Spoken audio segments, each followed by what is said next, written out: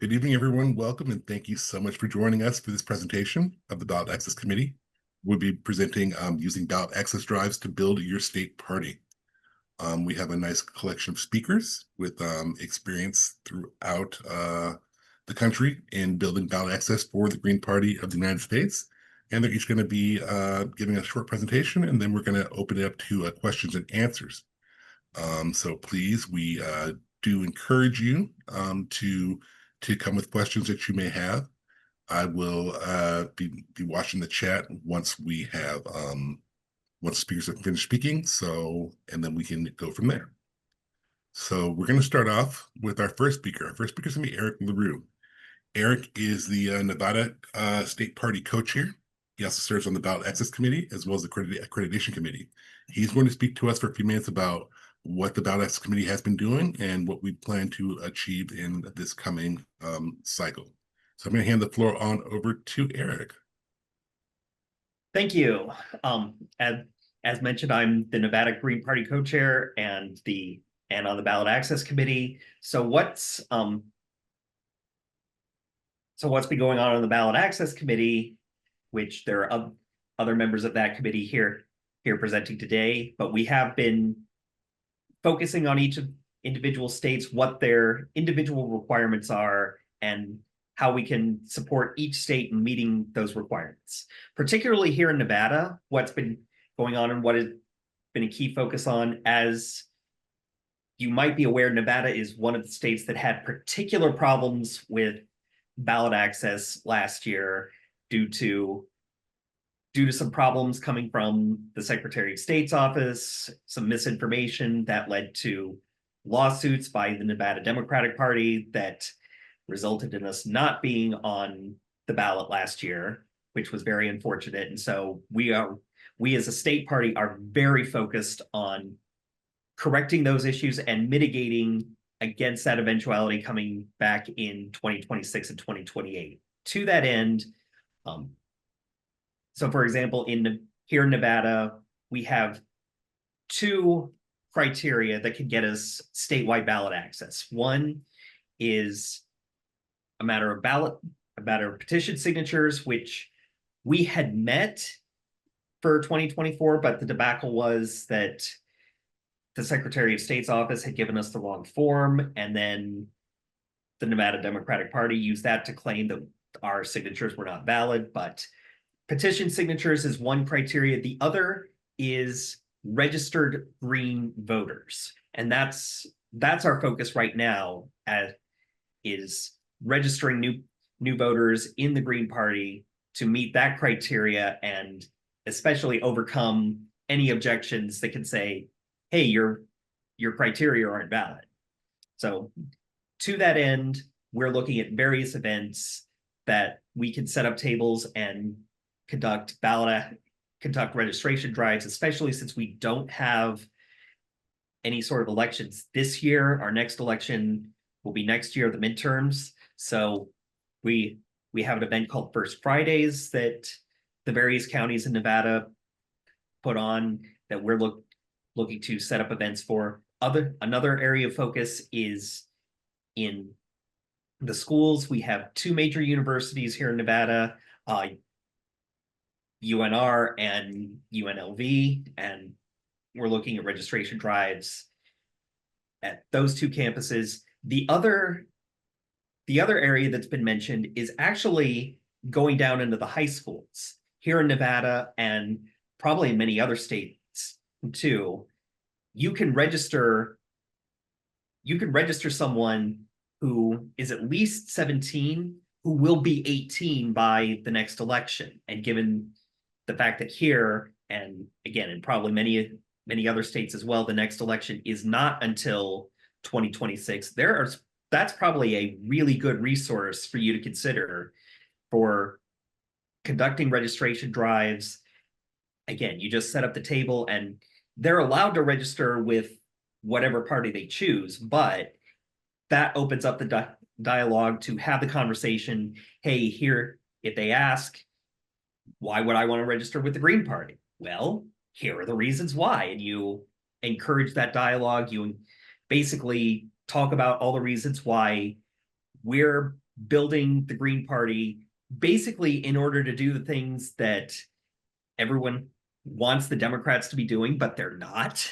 And that encourages them to build up the Green Party to get more Green Party candidates on the ballot and actually into office to enact those policies. And another discussion, and it sounds like Patrick is going to be including that in his presentation later on, but again, having discussions about not just registering as Green Party voters, but actually running for office as Green Party candidates. We have, I mean, there are offices up and down the ballot, from local offices to state legislatures, state assembly, state senate, and statewide office, all the way up to the federal level.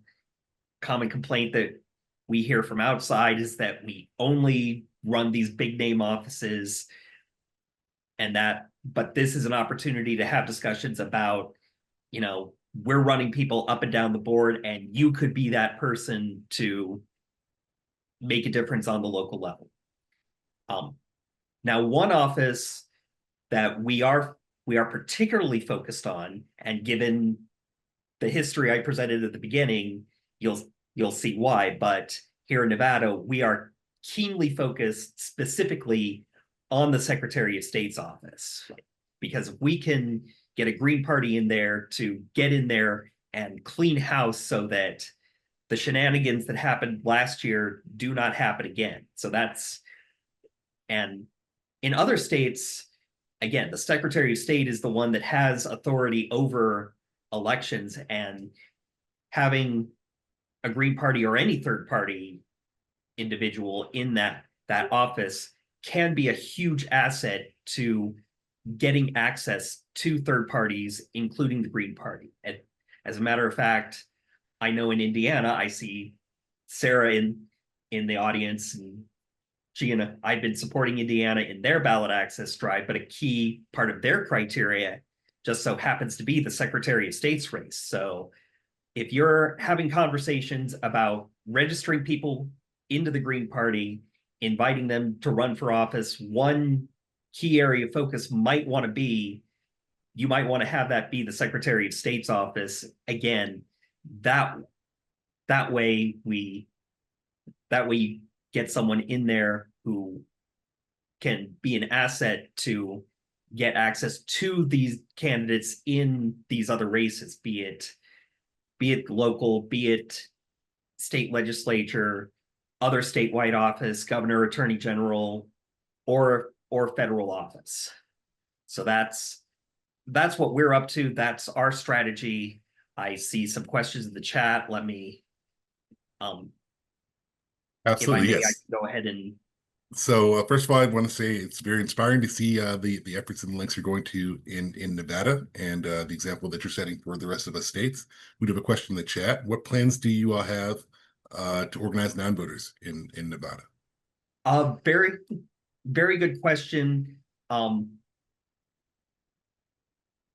Honestly, other than just conducting these drives and, you know, opening the door, excuse me, opening the door to these conversations about here's why we're planning to enact these policies that, you know, the two major parties are not enacting. We haven't addressed non-voters that extensively here in Nevada yet, but that's definitely a good insight to have. I mean, we have some independent data tracking that says that voters who are not registered with a party are currently the largest block of registered voters here in Nevada. Deep canvassing. Can you say a little bit more about what you mean by deep canvassing? Like what?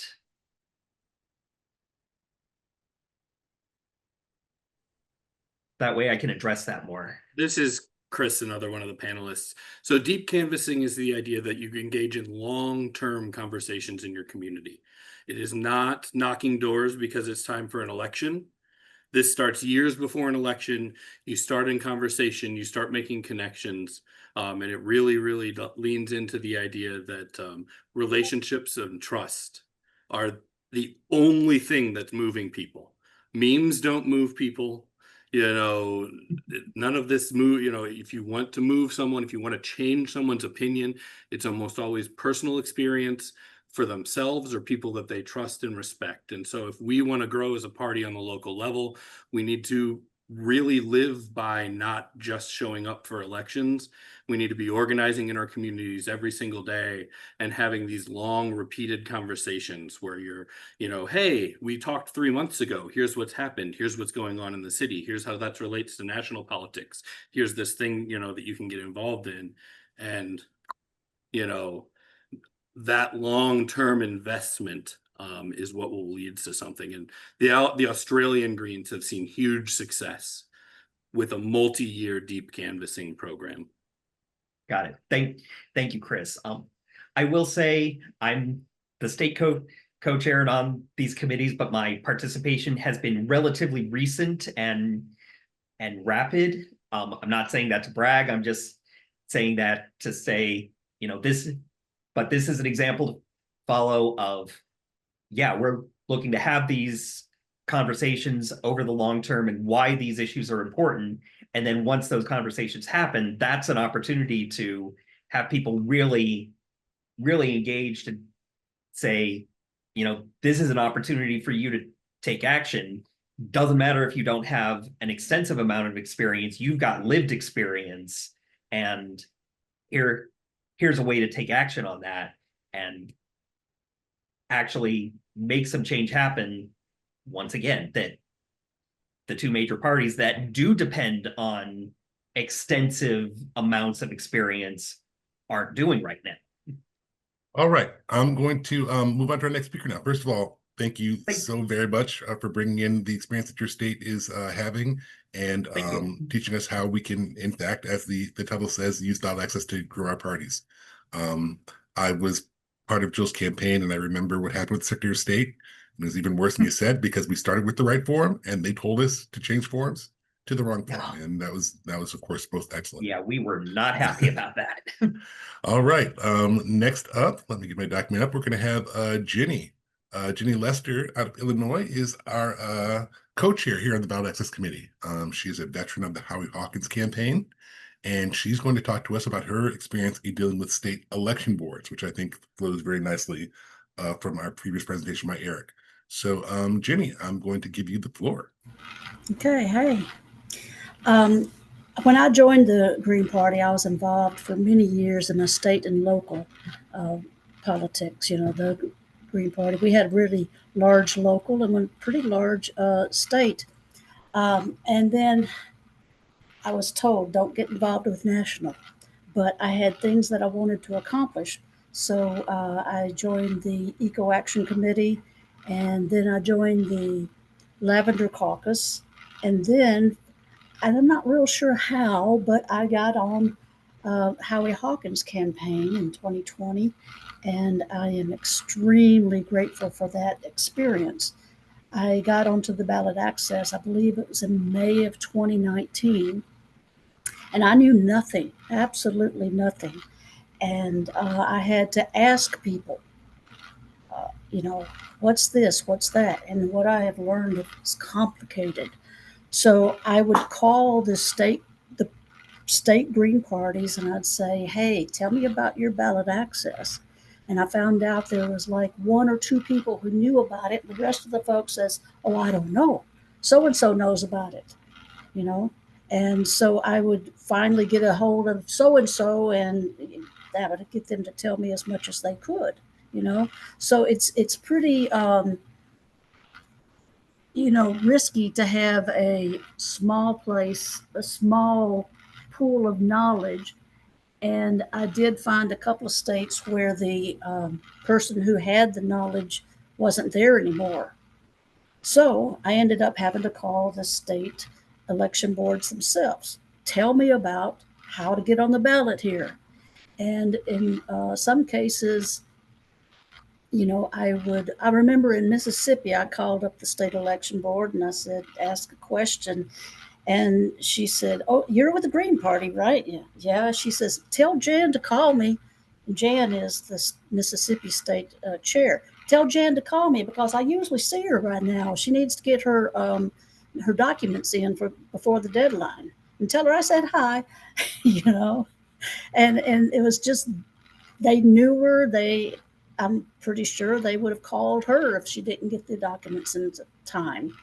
But then another state, the director themselves got on the phone with me, and we went round and round and round about the election code because it was so complicated, so hard, and I didn't care. I mean, I ended up calling this fellow about 3 times trying to understand this code because, like Eric, discovered, people in these elections boards, they think they know the stuff, but they don't. Some of them do, some of them don't. And so you actually have to check off what they are telling you against what the code says, the legislative code. Um, so I talked with this director. I can't remember if it was Montana or someplace. He was a nice guy, but I had to call him 2 or 3 times to understand, what does this code actually saying. But it used to be that state election code would change about every 6 months or every year or every 5 years, and things were pretty static. Well, since 2020, things are changing almost monthly. And people in the elections boards are, a lot of times, a change has been made and they didn't get the memo, you know? And so they might be telling you information based on what it was 2 weeks ago, but in the interim, a lawsuit has come in. They're not kept abreast of the new lawsuit, which changed the code, which changed what you're supposed to do, changed the form, you know? So you definitely, no matter what they tell you, you got to find the code itself and make sure that you understand what the election law is. And even then, it might be that you would have to sue because there is so much lawfare now in elections. Voting's a big damn deal. So, they're really trying to change voter access. They're trying to get hold of voter rolls from each state. But as it stands now, each state has their own election laws. But the feds want to take it over. That's what the plan is, I think. But anyway, each state has their own election and election code, and they have their own forms. I believe it was Ohio. We turned in petition that was on a legal yellow pad, and that was acceptable. But there's another state that says that you have to have it on this size paper with this front and back, with these margins, clipped, so that they're really varied. So I relied a lot on Richard Winger. I called him all the time of Ballot Access News. He got me a lot of information, and he is also a good resource. I put in the chat the link to Ballot Access News. I also try to keep up with what's going on. Election Line is another one that I rely on a lot, and I get daily information about the changes. Another one about elections is the Fulcrum. So I have these here if you want to do it. And then the national state legislations, state election legislations. I can't remember exactly what it stands for, but this one has for all 50 states. And there's a couple of guys that volunteer to keep the green pages or the green papers. It's called the green papers. They're not associated with the Green Party, but there is a lot of information about different deadlines and stuff for states. And then, of course, you have to know the GPS rules and procedures. So just copy those, and if you need it, if it helps you, fine. If it doesn't help you, fine. But if you can get your person who knows ballot access for your state party to join the ballot access committee, that would be awesome. Okay, that's all. That's an excellent call to action there, Jenny. The Ballot Access Committee always needs knowledgeable hands. And yes, this is a great place for your person with that knowledge who knows how to read statutes, even if they haven't read them yet, to come and join the Ballot Access Committee. Adam's hand is up. Yep, absolutely. Adam, please go ahead. Thank you. I was just wanting to mention that when in Utah, when we have actually had to have petitions signed, there's a lot of changes that's been happening with a lot of petition in Utah. And the thing is I talked with the lieutenant governor's office here one time, and I asked them if there was going to ever be a way that they could change the law so that people that can't really fill out a paper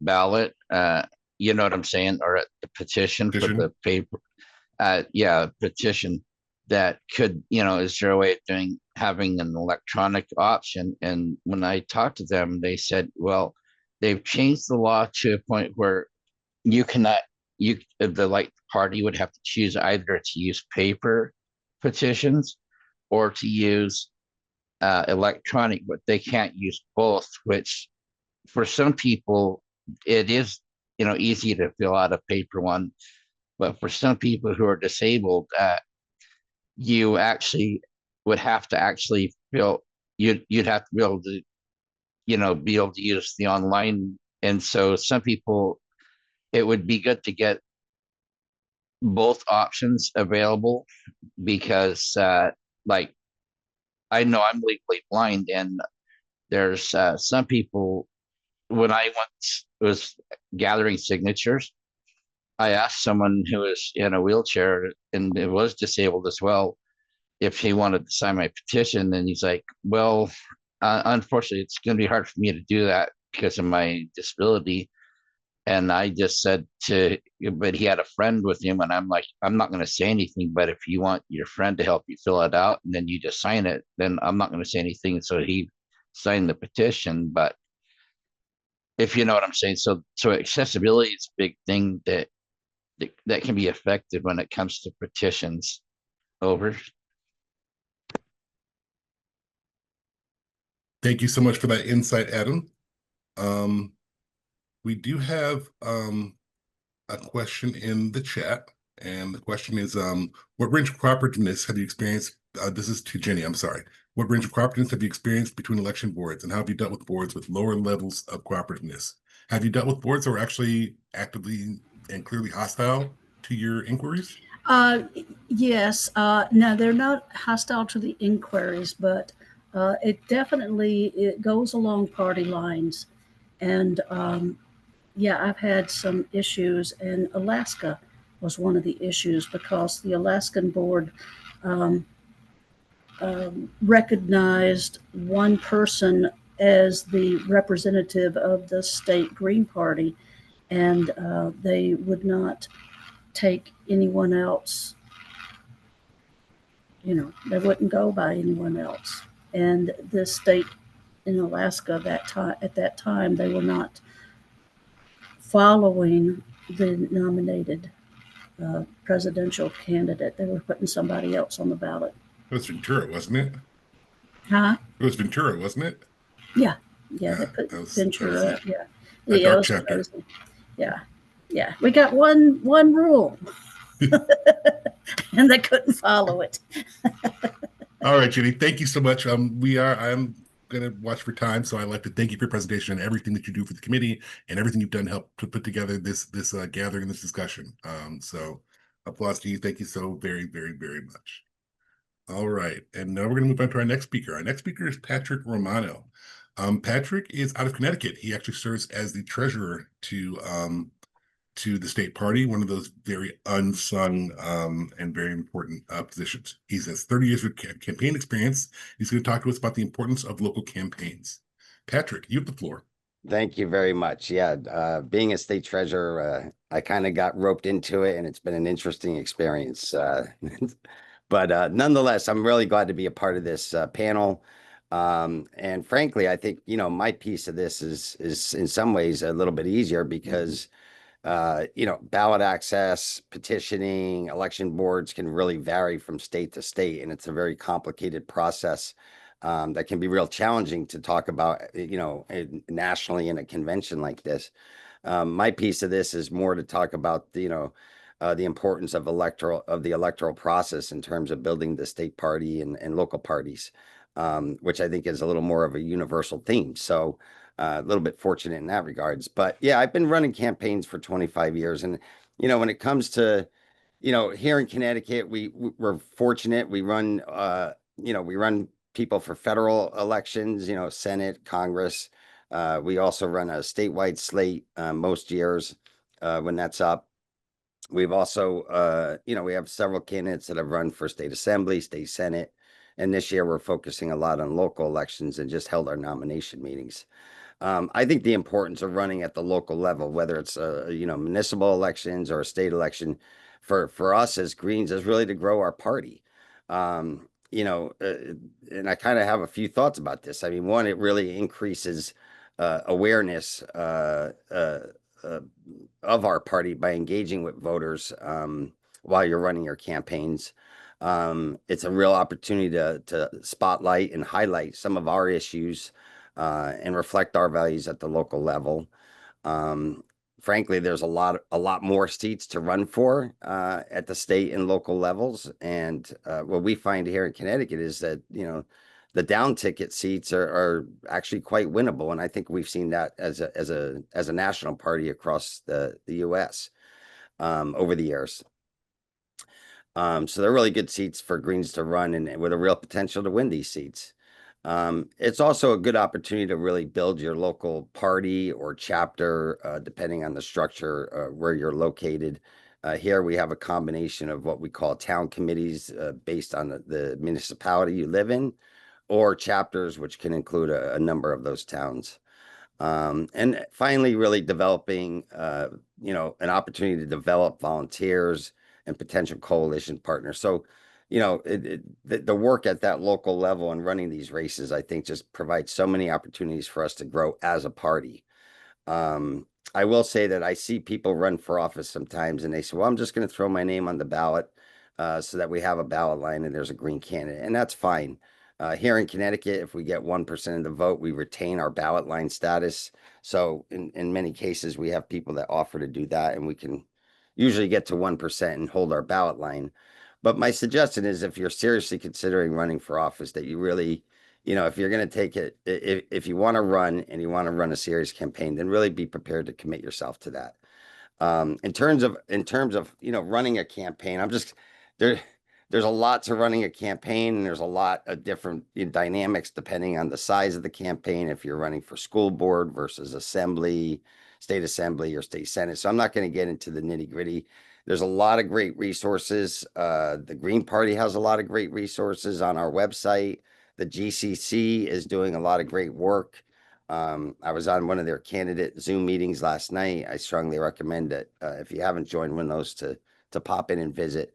So there's a lot of good material out there, and obviously you can always buy books on how to run a campaign, etc. What my advice is really, if you're going to run for office, start by finding someone that has some experience, either to manage your race or to at least serve as an advisor, or even if there's a few folks who maybe serve as in the capacity as a kitchen cabinet, so that you have some other voices to bounce ideas off of. That's critical.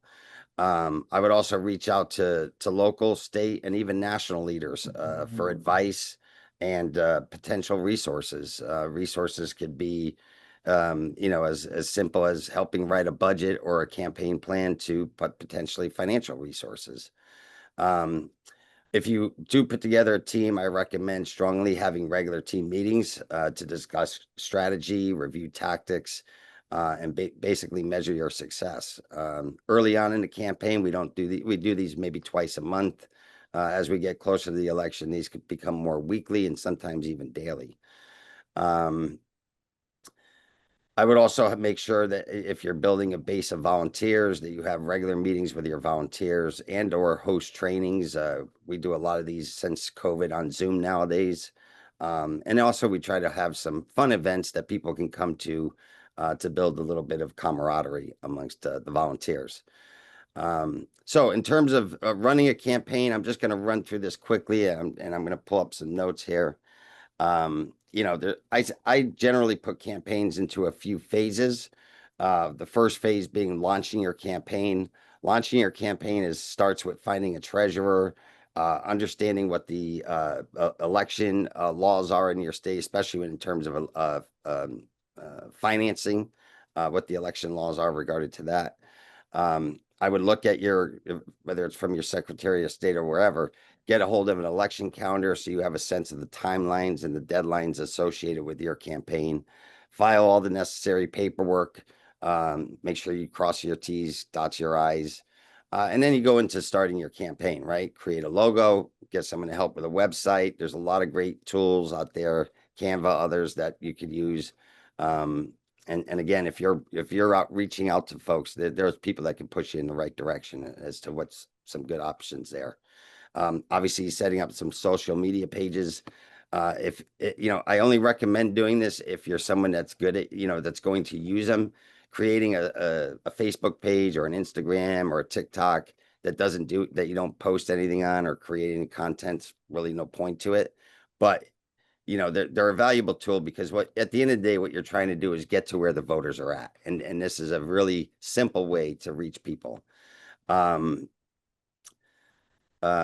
Then you have, then there's fundraising, right? And I tell people, a lot of people, this is the most challenging part. And again, I've done this professionally for years, and it's still, even for seasoned politicians and candidates, it's one of the more challenging pieces. And it's certainly challenging for us as Greens. We don't, obviously go to the same resources that Democrats and Republicans do.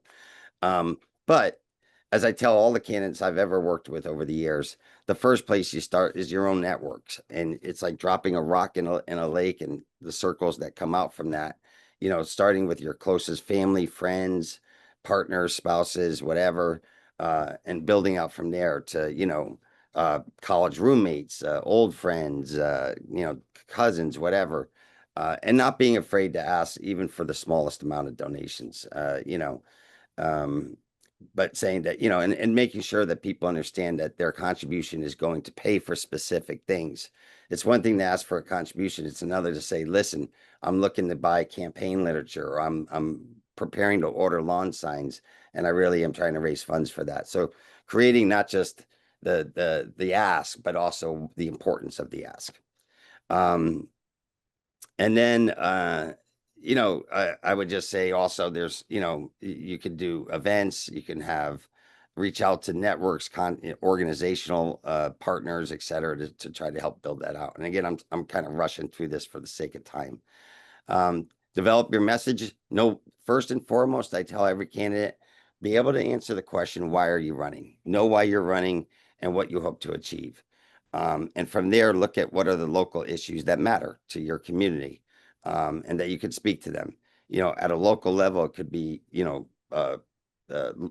municipally owned utilities or local control over utilities. It could be the maintenance of the town, economic development, schools. I could tell you, as someone who has done a lot of polling over the years, even in the most liberal communities, taxes are always a top issue for working families, and keeping that in mind too. How do we create more tax fairness? Bigger issues that we're working on here in Connecticut are things that really help grow our party, such as ranked choice voting, We have a fantastic campaign finance system in Connecticut. I know other states like Maine do too, but we're working to make it even stronger for third parties. And then, you know, issues like healthcare, et cetera. At the end of the day, I'll just say this, you know, there's communications, right? So there's, you know, you could do with media, you can send out press releases, right? Op-eds. A lot of that won't get picked up, I'll be honest. But letters to the editors do quite a bit. Putting out policy papers on your website and social media is always a plus. Hosting meet and greets to, you know, and getting out to public places, whether it's farmers markets or diner dashes or whatever, are all good opportunities. But really, you know, and it's professionally, we do things like direct mail, digital ads, etc. I will tell you that I tell all my candidates the number one thing that wins elections is your direct voter contact with voters, and that's at the door canvassing. You know, my company, we don't make money off that. This is totally up to the candidate to do, and yet it is the most effective way to win an election. So I cannot stress enough that if you want to run for office and be successful in whatever your goal is, knocking on doors is the number one tactic that you should use. Okay. And then, you know, again, I would say as you get closer to the election, just putting together a good GOTV operation, you know, keeping in mind these days that there's a lot of places that have early voting now, a lot of places that do absentee voting. I know some states like Oregon only vote by mail, right? So there's obviously different tactics to different states. But keeping all that in mind and making sure you're reaching out to voters as ballots are getting mailed out or early voting starts, and continuing that all the way up including election day. I would like to conclude though, by just pointing out after the election's over, you shouldn't see that as the end of your campaign. You know, to me, and I try to get this, especially with the, you know, here in Connecticut with our candidates, to see that as the beginning of a process, right? After the election, you know, what I tell people is the first thing we got to do is follow up with any of our ID'd supporters, volunteers, etc. A lot of times we try to hold a post-election party or some type of gathering to bring people together. And then we use that to try to get people, you know, to keep people involved. A lot of times we'll invite them to the chapter meetings or the local party meetings or even our state central committee meeting.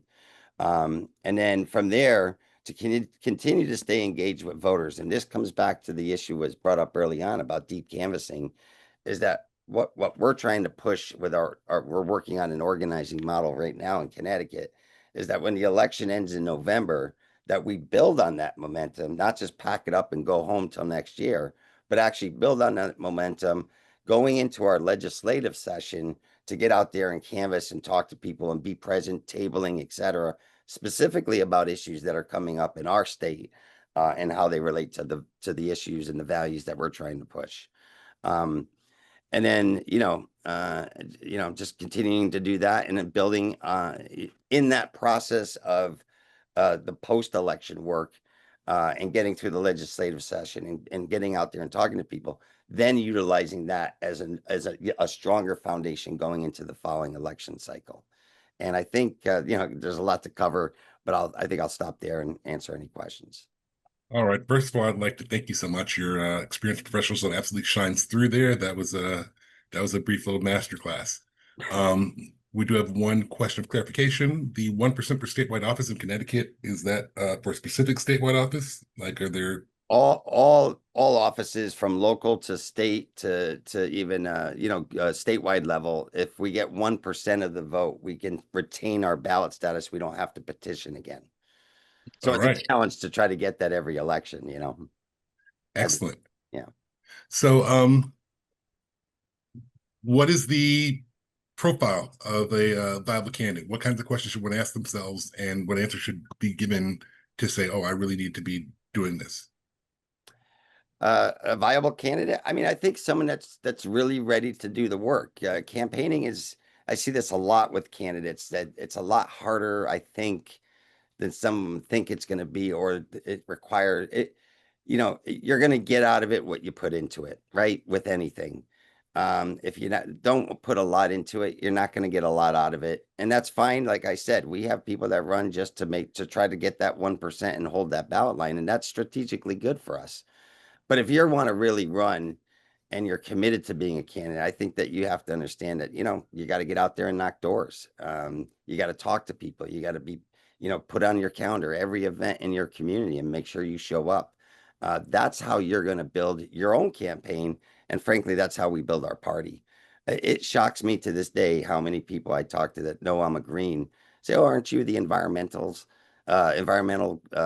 people?" And I'm like, there's so much more to us than that, but that's what people know.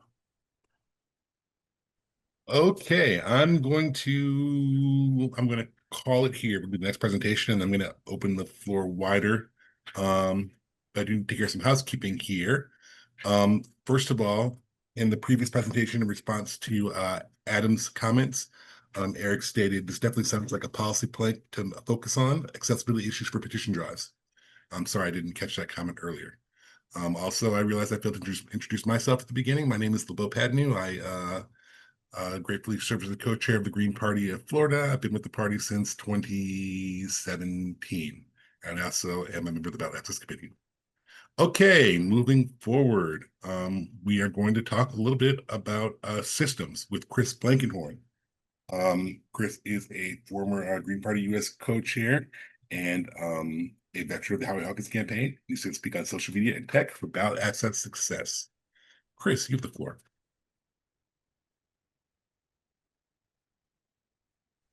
Helps if I unmute. There we go. Thank you. And I think I'm the only one of us that has an actual slideshow, but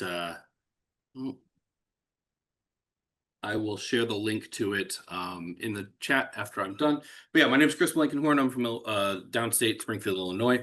I'm a former GPUS co-chair. I was the 2020 systems and tech director for the Howie Hawkins campaign, and I'm a co-founder of the Green Socialist Organizing Project, which does a lot of education and training work. I'm going to start with a disclaimer.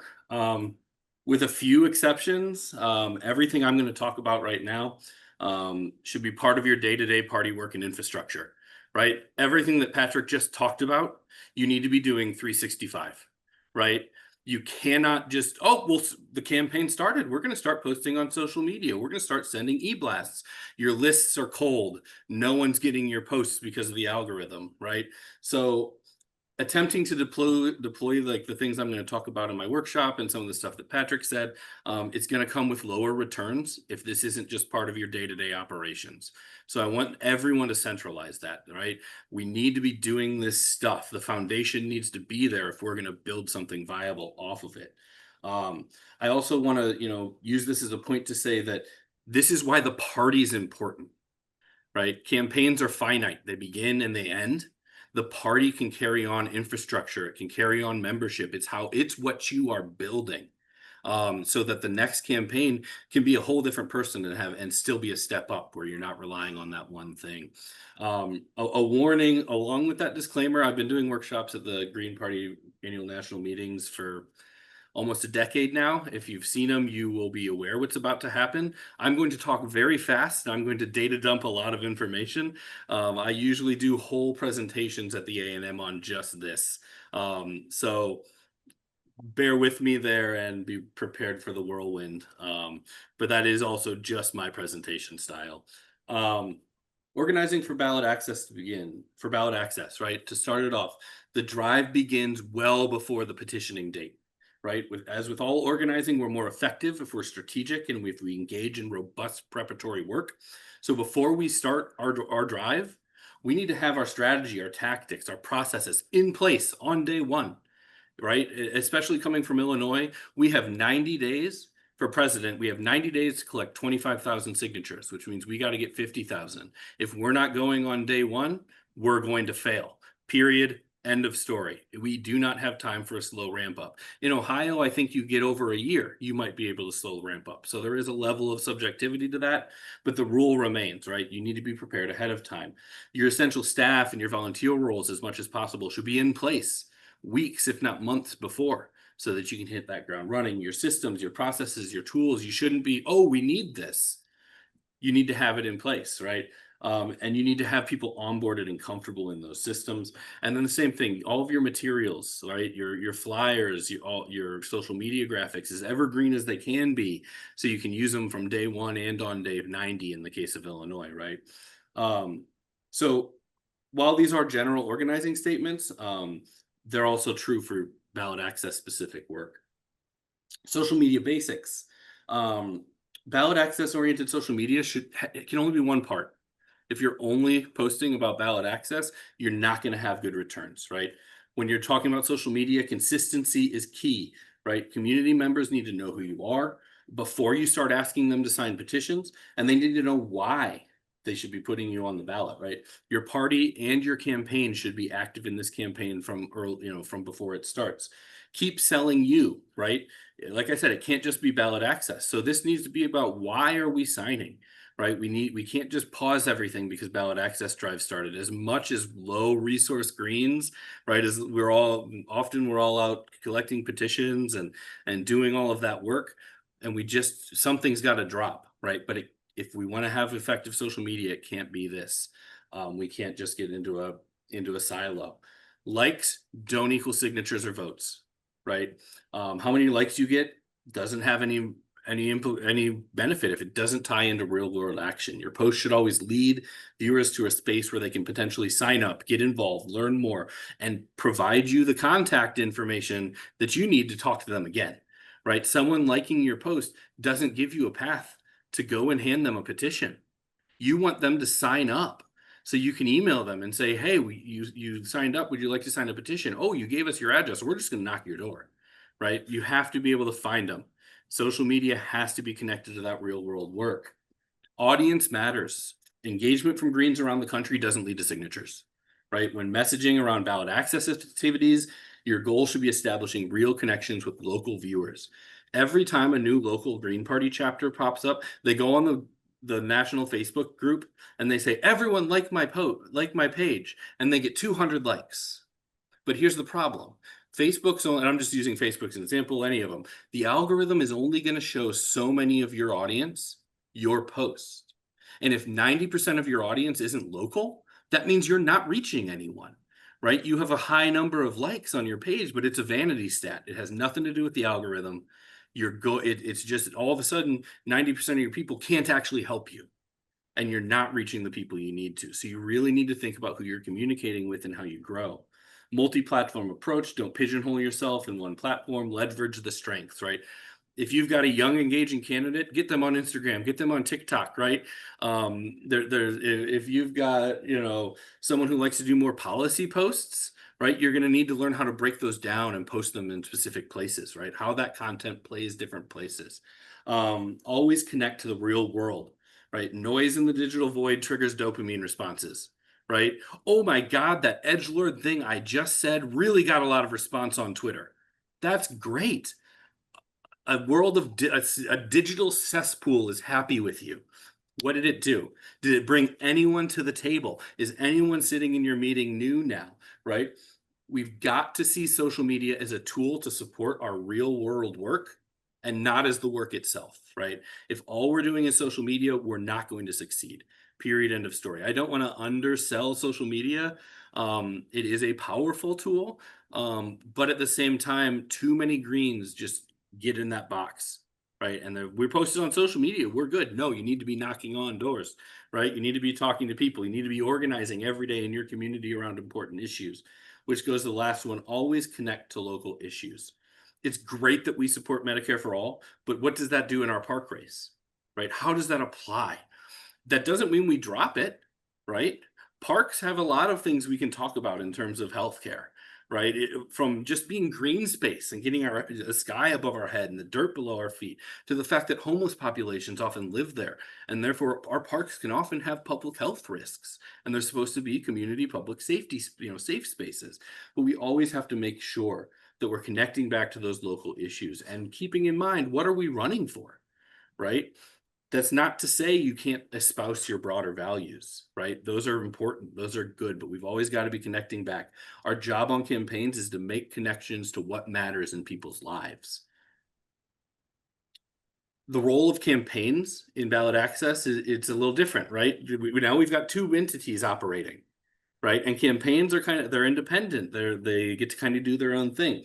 So while parties should be carrying the infrastructure, right? When you run as a green, you should be given contact lists. You should be given access to email marketing strategies, their website hosting, and all of that should be set up. Your communication, I need to go get your own Zoom because the party should have it. They should provide it. When you say, I want to live stream, the party should say, we've got a StreamYard account. Boom, you're a user, right? What is a resource from a party perspective? I do whole workshops on because I think it's important. So while the party should carry a lot of that, campaigns are the face of your ballot access drive, right? That's who we're trying to put on the ballot. Period. Like, yes, it's Green Party. Yes, it's bigger than the one candidate. But at the end of the day, that's the person whose face we're putting on the ballot, right? That's the person who's going to speak for us. That's the person whose name's going to be there. So the candidate and their platform, their aesthetics, their style, all of that should be heavily featured. Party work should be like a signal boost and a point back, right? The party should be supplemental, should be uplifting. And another thing from the campaign perspective, campaigns are often able to revolutionize in ways that parties can't, right? They often have more money, they often have more energy, they often have more volunteers. So this is a time that you can say, hey, we've always wanted to try to do X or try to pick up this system. Let's see how it works with a campaign, right? They're great demo spaces where you can say, how does this canvassing application work? Right? Will it work well for us on the long term? Is it something we want to invest in long term? Well, here's a short snippet of time with a finite goal that we can test it out in, and we can see. And that those campaigns usually also have a little more money to put into something like that. But at the end of the day, like I said, it's collaborative. So while sometimes there's that distance that's necessary, ballot access can't happen just based on a candidate. It's just not going to happen. For years, people have asked me, who do you think the first Green congressional winner will be? And I always say it's not a person.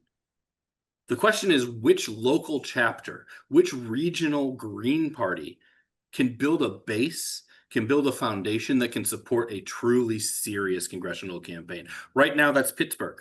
Right, I'm going to put Allegheny County as my #1 Green Party in the state, in the country. Right, they're on the cusp of winning city council races. Right, and they're really collaborative. They're really organizing. Baltimore's right behind them. Right, these are some great spaces. But it's not a question of who. It's a question of what organization can we build that can actually win these races at the big level. And as much as possible, we should share infrastructure between us. Right. We don't want to both buy Zoom accounts. That is money flushed down the toilet, right? We don't. If the party has something that's an asset, share it. In Illinois right now, in preparation for our 2026 drive, we're talking about hiring a social media person for the party. And one of the things I've advocated for is as the campaigns, spin up, and as the campaigns get funding, that same person should be paid to do their stuff too. So now we have one person, centralizing a lot of the party work. They can train people. We can, spread it out amongst volunteers instead of each one having to do their own independent thing. So the collaboration between the party and the campaign is super important. You just kind of have to know where they fit in the puzzle. I kind of went through this, but, what resources does your party bring to the table? If you're going to win a ballot access drive, it's because the party is organized. This could be not necessarily true for the smallest of local offices, right? If you've only got to collect a few dozen, you can get it done. But anytime we're talking about state house and above, probably you're going to need an organized party. So ask yourself, as a Green Party organizer, right, for your state or local party, when a potential candidate approaches me and says, I want to run Green, what do we bring to the table? We cannot win on the money level. Period. End of story. Right. The Dems have more billionaire donors in 2024 than the Republicans. Right. We're going against the capitalist system, and it's two-headed snake. We can't win at that game. So what can we bring to the table? And I'm a big advocate that right now at our current capacity, systems are what the Green Party can bring to the table, right? Contact lists and the skills and tools and members that know how to use them. Communications platforms like Basecamp, Lumio, right? Website hosting. If you can build a website and get it off the ground and host it for that candidate, right? The Illinois Green Party has unlimited hosting. It costs us nothing, but it takes something off their plate. Engagement tools, phone banking, social scheduling, all these tech systems and apps. If the party has them, they can be shared, right? If the party has them, we can link up and we can, use them to magnify instead of being duplicative. And then more than anything else, experienced organizers, right? So not only does the party bring in resources to the table, give the leg up to the campaigns, it also ensures consistency, right? We don't want every different campaign in our state using a different email marketing system. Why? Like, not only before we get into the idea of whether we're all paying separately, we're all learning a different process, which means we're not compatible when we want to work together, right? So it gives us that level of consistency. And I said email marketing. Greens hate it. I understand it's scummy. you feel scummy doing it. There's a reason for that. We're organizing in a capitalist system and a capitalist electoral process, right? And there's just a level of scumminess to it, and we got to get over it. But you can't engage with people if you can't contact them directly, right? That's like I said, that's one of the major issues with social media. The interaction is fleeting and superficial. It doesn't lead to anything long term. It just gives you a dopamine hit, right? We're just addicts on it. A like doesn't provide the ability to let someone know, to get to that person. For that, we need an email, we need a phone number, and we need an address. Those are the things that let us talk to a real person in the real world and have them sign a real piece of paper until we get Adam's thing done, because it's a huge point that in addition to all the other terrible things about our ballot access system across the country, it's ableist, right? The way it's set up is excluding people. And it should be noted, coming from a state like Illinois, one of the most progressive in the country, it's designed to be repressive and exclusive, right? That's the goal. So until we get past that, we need those things. So we need to use our list. Just having a list isn't useful, right? We badly need to do it. We need to learn these skills: how to write a fundraising email, right? How to do targeting, how to run A/B tests, and these things are built into these systems, right? So we should be actively managing your lists. If someone's never opened your email, try the phone. If they've never answered the phone, try knocking the door, right? That's why we want this multiple tiers. But if you just keep sending an email that the person's never opening, you're not making that connection. They're not on your list despite being there. You need to be regularly emailing, right? If you don't, your list is going to go cold. It means that no one's going to get the email. I don't want to say the more, because you don't want to flood people, but when you have a consistent repetition to your emails, Gmail, Yahoo, all of these systems start to recognize you, and they start to say, hey, maybe this isn't spam, right? And they let it through. If you email once a year, it's going to spam. That's where it's going for most people. It's going straight to spam. You need to be so you need to keep your lists warm, is what it's called. You should be upskilling your team on effective engagement and fundraising, right? Okay, we're doing it. Step one, right? We've climbed one rung of the ladder. Great job. Now let's do it better, right? So once you get that baseline set, start taking some classes, right? There's free resources all over the place. Watch YouTube videos, take classes, go to your local, as someone who works for the community colleges, go to your local community college. We can give you a really affordable certificate in social media management, right? And we're right there in your community. So you should be upskilling yourself. You should be experimenting. What works, what doesn't? Don't be afraid to fail, right? We're the underdogs. We're going to have to throw some Hail Marys. We're going to have to try some things. And that means we're going to stumble a lot. We're going to swing and miss a lot. And you need to be sharing your lists with your campaigns, right? Campaigns bring new energy. So you provide them with the baseline to get started, and then they feed that back in. And that can help the longevity, right? That makes sure that we keep this thing going and it doesn't just end. But we got to be growing our lists, both as campaigns and as parties. So we need to, campaigns are often that one of those moments of growth, but we can boost this by actively working to grow our base. Surveys, petitions, in-person signups, these are things that you can use. I hate to be the bearer of bad news, but if you have ever signed an online petition, all that you did was give someone your email. It was not turned in. It did not do anything except gave someone your email. Do you want that person to have your email? I mean, it's great that you support ending fracking, but you just gave it to the Sierra Club, who in Illinois went behind closed doors with the oil industry and legalized fracking, right? Meanwhile, those of us in the Green Party and our allies were getting arrested outside the governor's office calling for a moratorium, right? So that's we kind of have to bite the bullet and say that's what this is for. It can also be for data, though, right? One of the things I'm most proud about in the 2020 campaign was we did regular issues surveys, and they showed we were right, at least with the green base.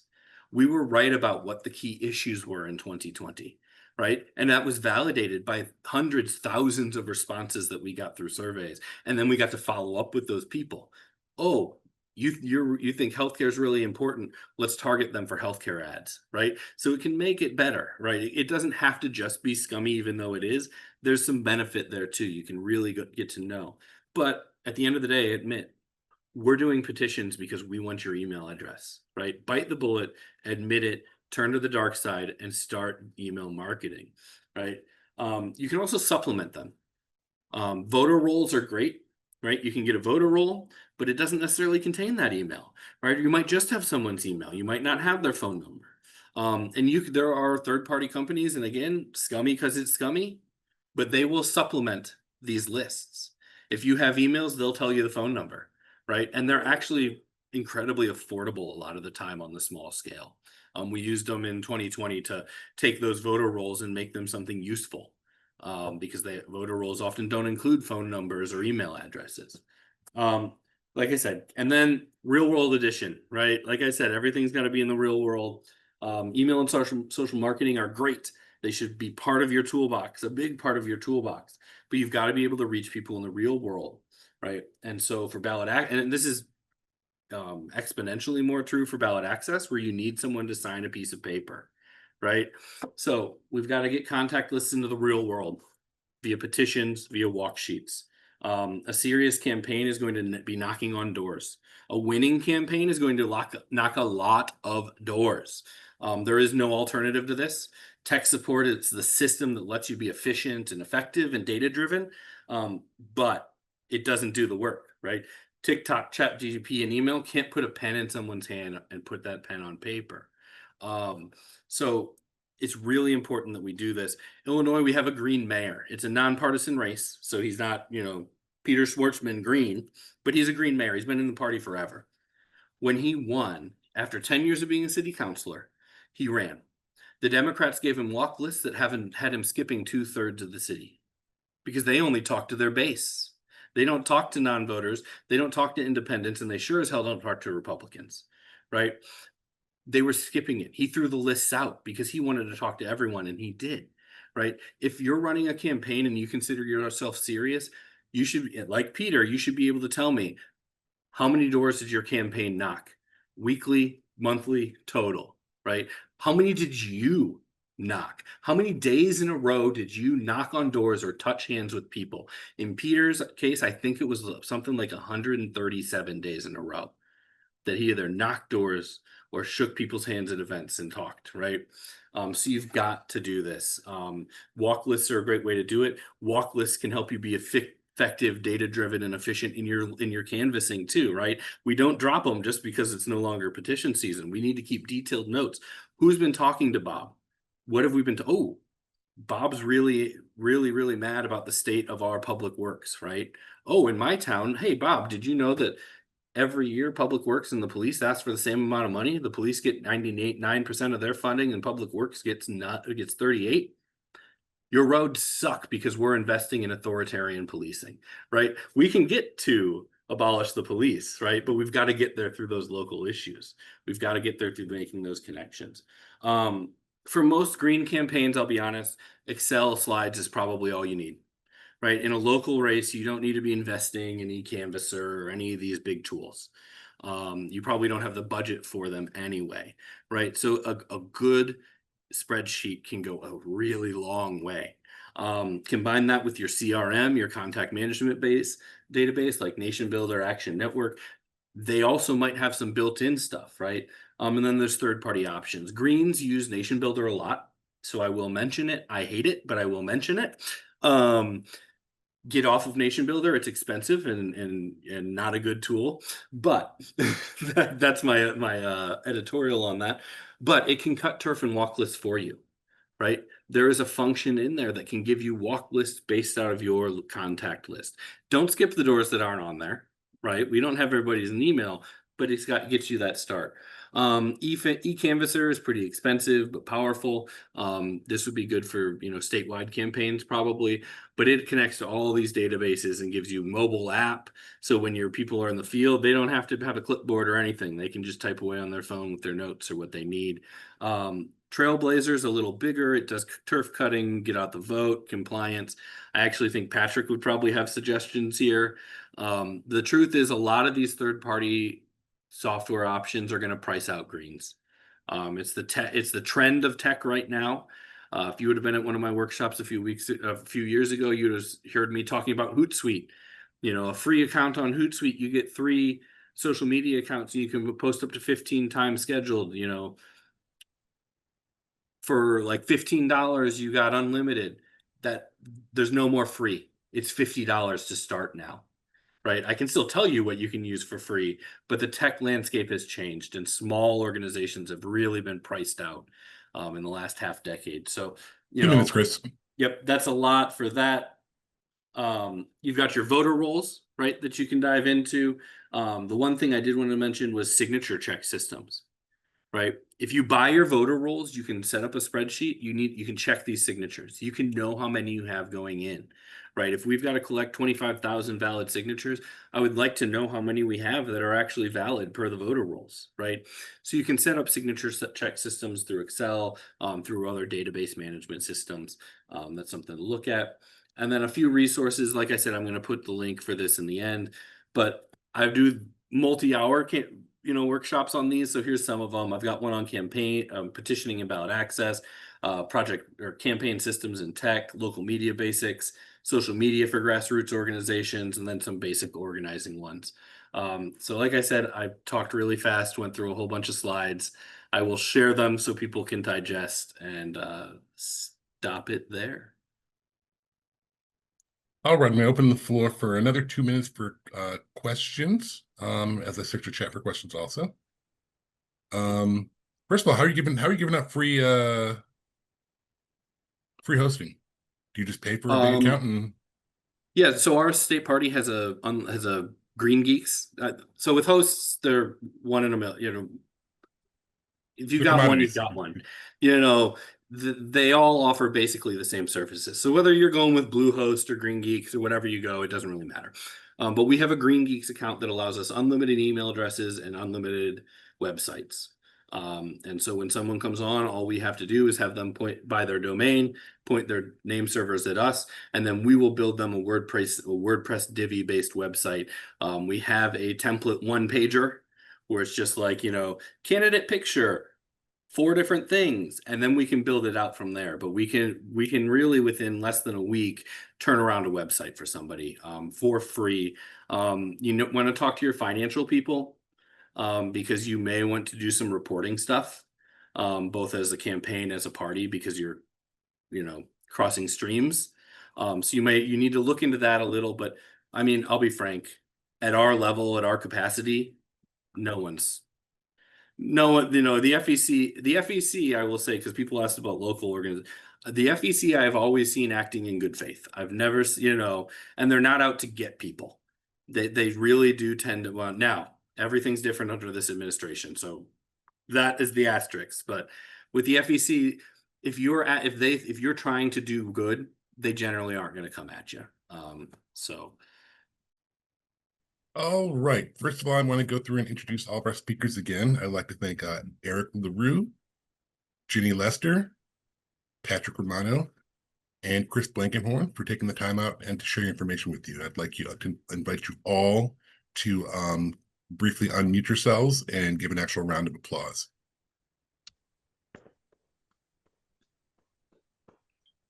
Thank you so much to our speakers.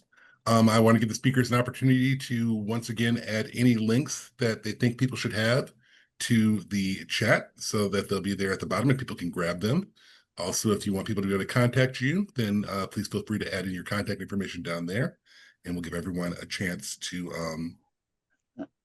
I collect was going to say I can't. I'm legally blind, so I can't really read the chat. I'm just trying to figure out how I can get a list of the links and all that. So if someone were to email them to you, would you be able to access them? Actually, if someone could send it to me in a plain text form in a text message, that would be probably a lot better. It's hard for me to receive emails very well. All right, I have saved the entire chat. Let me make sure I have that safe on my disk. I'm going to open the floor while I'm working in the background and can't see the screen. Yeah. Please feel free to unmute yourself and ask questions of the speakers while I make sure that I have this information. And I can actually give you my phone number. I would not say that out loud over this. Yeah, you don't want to do that. You're going to want to. Does anyone here have Adam's direct contact information already? I've just got him on Facebook. All right, Adam, can you? Dee said to send them to her, detailer. All right, Oh, so I will okay. send the notes to Dee. If someone else could also save the whole chat, I can't find it on my computer. I don't know where it puts it. I just want to make sure that someone else has access to it. I saved it. Thank you so much. I really appreciate that. How are we doing on time? Couple minutes. All right, we got 3 minutes. Does anyone have anything they want to add? Then I will do a little wrap up. Go ahead, please. I was just going to say July is Disability Pride Month. A lot of people don't know that. So today is actually the last day of Disability Pride Month. Thank you so much for that announcement. We definitely appreciate that information. And yes, we definitely need to address the issue of ableism in dealing with ballot access. All right, so once again, I want to thank our speakers. Eric, thank you so much for sharing how Nevada is using ballot access to increase and build your own state party out there. Ginny, thank you so much for sharing with us the difficulties of managing the many different sets of laws, the 50 sets, in fact, that involve it, and putting out the invite for people in the state parties who know these laws to join the Ballot Access Committee. Patrick, thank you so much for sharing your extensive knowledge and experience in running campaigns at all the levels and what a state party can do to help support and bring in those campaigns. And Chris, thank you so much for your discussion on systems and how ballot access is only a small portion, but an important portion of our overall systems that help our party succeed. Thank you, Rita, for helping to manage this, and thank you to the Green Party US for giving us this space and this room to speak. It's been a pleasure, and I hope to see all the rest of you at other upcoming events. Thank you so much. Thank you for hosting. It's my pleasure. Thank you, everybody. Absolutely. I think we can end the recording now.